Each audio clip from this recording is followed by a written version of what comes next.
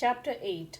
Sri Sadguru said, "The great 8 yogic feats like anima, which are unreachable even to the master yogis, bow down voluntarily at the feet of the detached Vaishnavas, those fortunate great men who have experienced the glory of bhajan and service to Lord Krishna have attained perfection, ignore even salvation that stands very close to them. Only those imperfect yogis who have lost the right path perform miraculous deeds in his world. They deceive the laymen, showing their magic power. Soon they get destroyed and fall down due to their jealous longing for wealth and women. But those noble personalities, incessantly engaged in Krishna Kirtan, develop rectitude and seek solitary life. The selfless sadhus provide happiness to noble men through their virtuous life and instill in them devotion to Lord Hari. In the family of Sri Harivamsa, the beloved of all, a great Krishna Bhakta named Roopalal was born. He acquired loving devotion towards Govinda even in his childhood and thus became famous throughout the world. Reveling in the joy resulting out of service of Sri Radha Vallabha, that Jnani stayed in Sri Vrindavan itself, neglecting his own welfare. He was always meditating upon Sri Krishna, who exhibits elegant and delightful divine pastimes. Thus he was engaged in unending service in the Nikunja. The Vaishnava was immersed in the ocean of nectar of divine pastimes exhibited by Sri Krishna, the Rasikendra, and was totally unconcerned about his worldly life. That wise man was dwelling on the bank of Govinda Kundam near Govardhana and was engaged in singing the glories of Sri Krishna. Though Roopalal was a householder, he was very virtuous and had subdued all his senses. In spite of his natural liking for a withdrawn attitude, he was noted among those who revel in Prema Bhava. Unaware of his glory, a yogi with the strength of penance offered him a coconut and spoke as follows: "O Brahmana, eat this coconut and attain yogic power. I have infused yogic power into it with the help of mantras."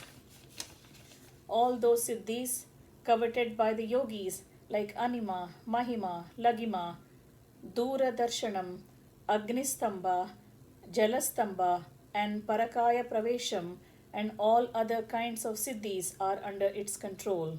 Roopalal said, "The varied species are born on this earth again and again as a result of multifarious deeds, if once as mosquitoes, at once as elephants.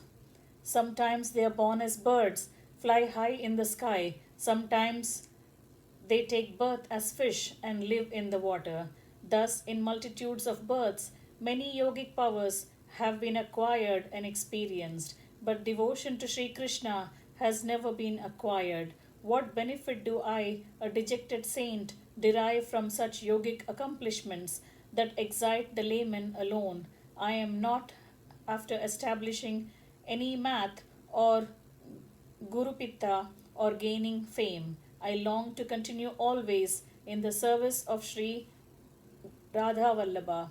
If you have the power to bestow devotion to Krishna unto me, you can stay here. Otherwise, please quit this Brindavan.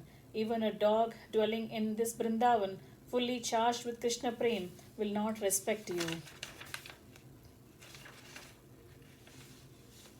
Sri Krishna, who stands far away from yogis like you, dwells in simple huts of poor men like me, Sri Sadguru said.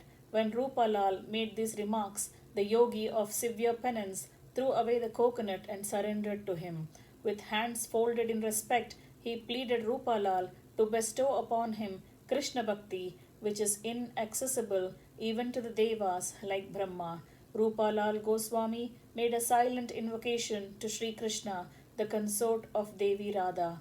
Then he pacified that yogi and started uttering the following sweet words.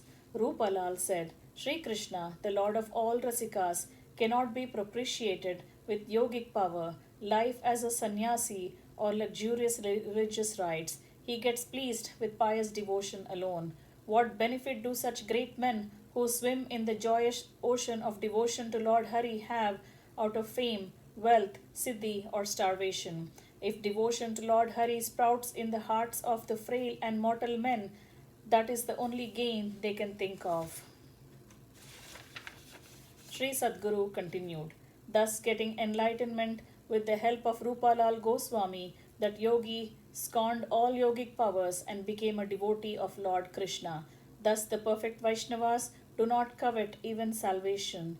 Then what to speak of attainment of yogic siddhis? Thus ends chapter 8 entitled Roopalal Charitam of book 6 of Sri Vaishnava Samhita, composed by Shri Krishna Premi Swamigal.